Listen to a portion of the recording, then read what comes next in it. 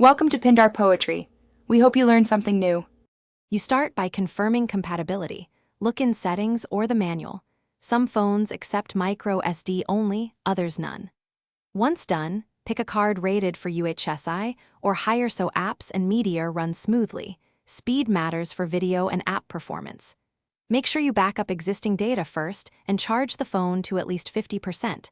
This prevents interruptions during transfer. Now get your SIM/SD ejection tool and the micro SD or adapter in hand, and move to the slot. You insert the card carefully.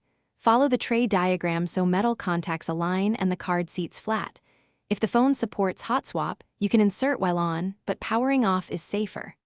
Once the phone detects the card, go to Storage Settings, choose Portable Storage for media or Format as internal to move apps. Know that formatting as internal will erase the card and tether it to that phone.